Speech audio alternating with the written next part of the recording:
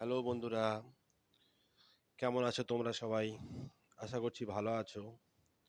আজকে তোমাদের সাথে একটা বিষয় নিয়ে আলোচনা করব এবং ঠিক পাই টু পাই, যাকে বলা হয় পাই টু পাই, সুন্দরভাবে আমি তোমাদেরকে বুঝিয়ে দেব এবং কোনো সমস্যা হবে না আশা করছি। কারোর কাছে বলতে হবে না, ভাই ফোনপে কেমন করে চালাবো, কিভাবে চালাবো আমাকে একটু শিখিয়ে দাও। আমার এই ভিডিওটা দেখার পরে কারোর কাছে তোমার যেতে হবে না, এটা আমি গ্যারান্টি দিয়ে বলতে পারি। সমস্ত প্রশ্নের উত্তর তোমরা এই ভিডিওর মাধ্যমে দেখবে।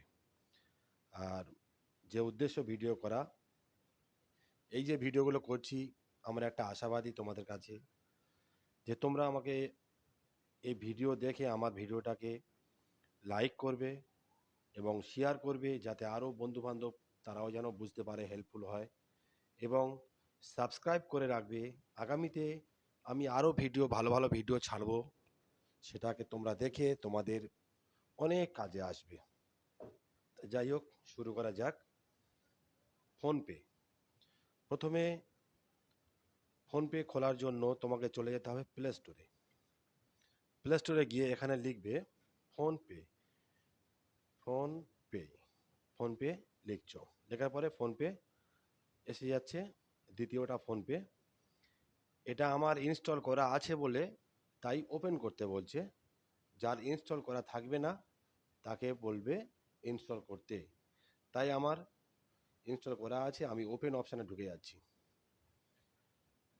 ওপেন অপশানে ঢুকে গেলাম। এবারে একটা লক আমার করা আছে বলে তাই আমার লক চাচ্ছে, আমি আমার লকটাকে দিয়ে দিচ্ছি।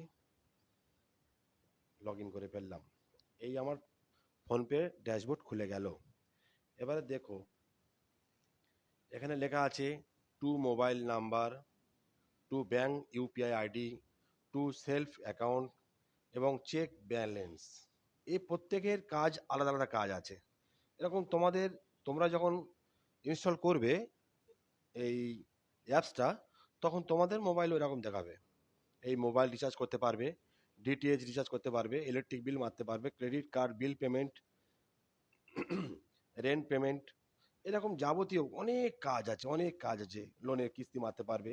একটা ভিডিওতে এতগুলো দেখানো সম্ভব না। যেটা প্রথম আমার কাজ হলো যে ইনস্টল করার পরে কিভাবে তুমি ফোনপে চালু করবে, ব্যবহার করবে। তাহলে মনে করে নাও টু সেলফ অ্যাকাউন্ট, তুমি এখানে ঢুকে পড়ো।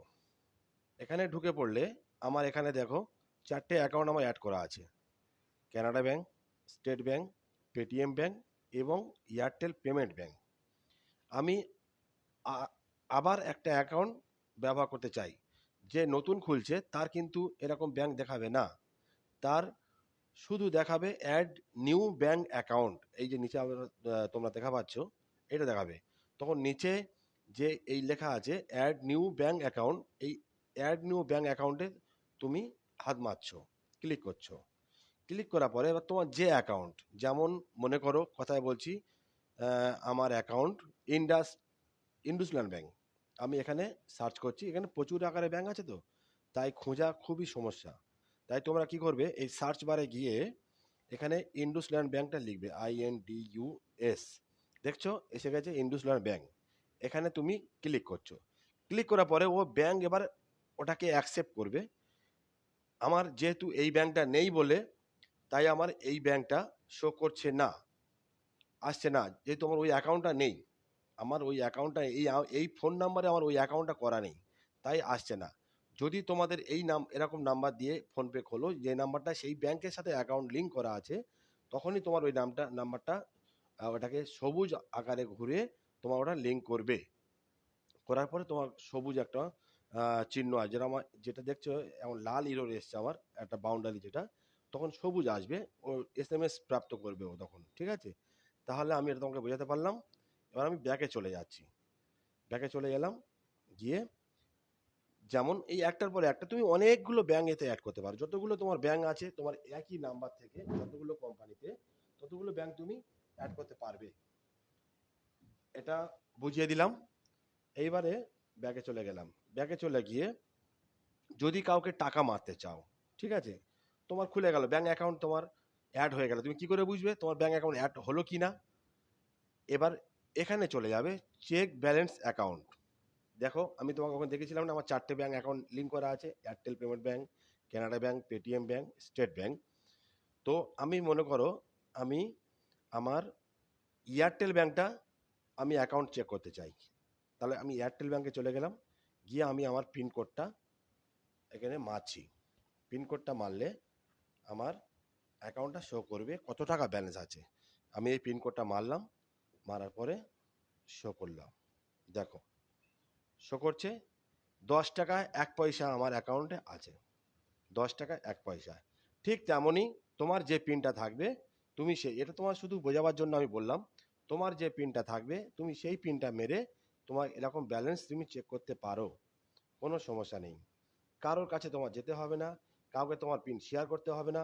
কেউ যে তোমাকে, তুমি যখন কারোর কাছে যাবে তখন সে বলবে তোমার ভাই পিনটা বলো, কিংবা তুমি তো লুকিয়ে মারতে গেলে তোমার কেমন একটা ব্যাপার হবে।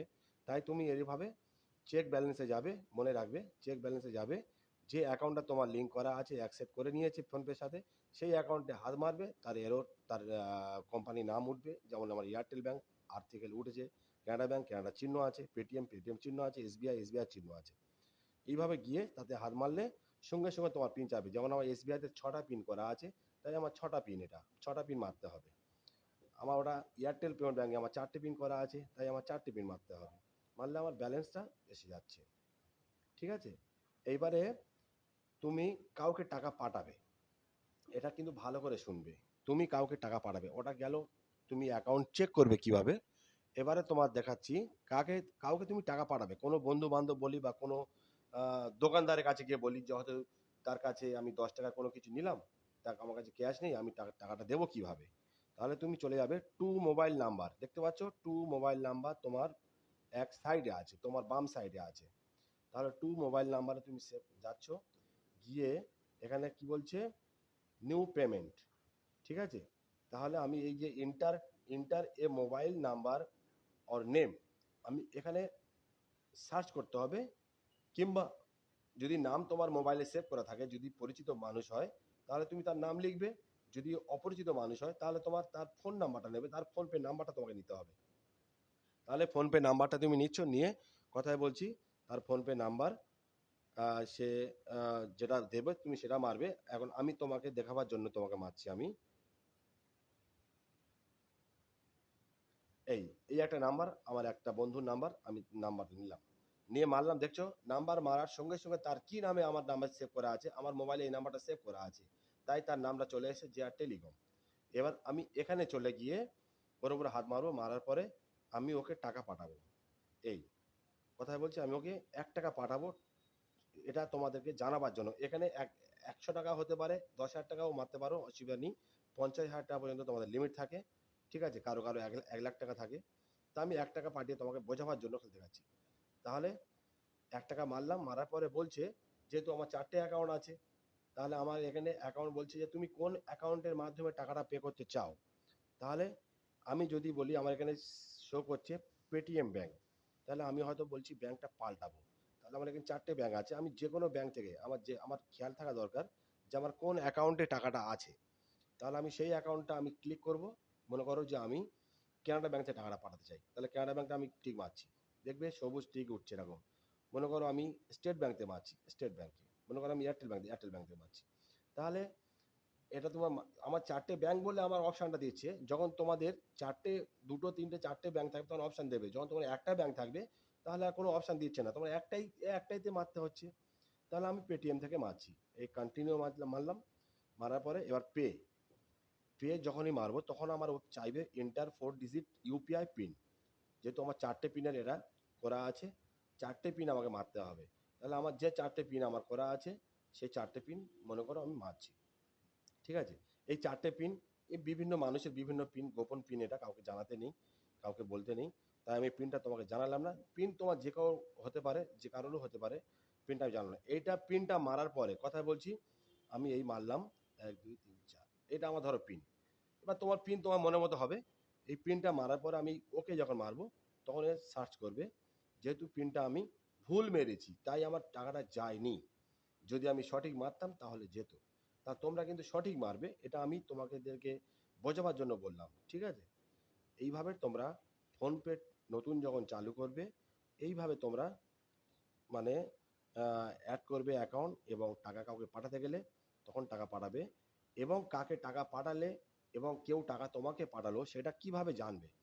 চলে যাবে, এই দেখা পাচ্ছ নিচের দিকে, সবার নিচে দেখো এই হোম বলে লেখা আছে, ক্রেডিট বলে লেখা আছে, ইন্স্যুরেন্স বলে লেখা আছে, ওয়েলথ বলে লেখা আছে, এবং হিস্ট্রি বলে লেখা আছে। তুমি চলে যাবে হিস্ট্রি মানে ইতিহাস, হিস্ট্রি যা লেনদেন করলে তার হিস্ট্রি। দেখেছো আমি 1 টাকা মারলাম, 1 টাকাটা কিন্তু ফেল হয়েছে, কারণ আমি পিনটা আমার ভুল হয়েছে, যার কারণে আমার অ্যাকাউন্টটা এই আমার টাকাটা ফেল দেখিয়েছে।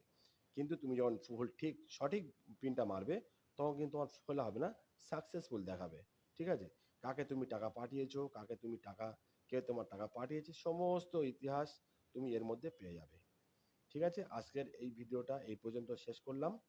আগামীতে আরও আমি কিভাবে পেটিএম ব্যবহার করতে হয়, কিভাবে গুগল পে ব্যবহার করতে হয়, আমি এসব বিস্তারিত নিয়ে আরও জানাবো পরে। তোমরা সবাই আমার এই চ্যানেলটাকে সাবস্ক্রাইব করে রাখবে এবং লাইক শেয়ার করবে, যাতে আরও সবার কাছে যেন পৌঁছে যায়। আজকের এই বলে আমার ভিডিওটা এখানে সমাপ্ত করলাম।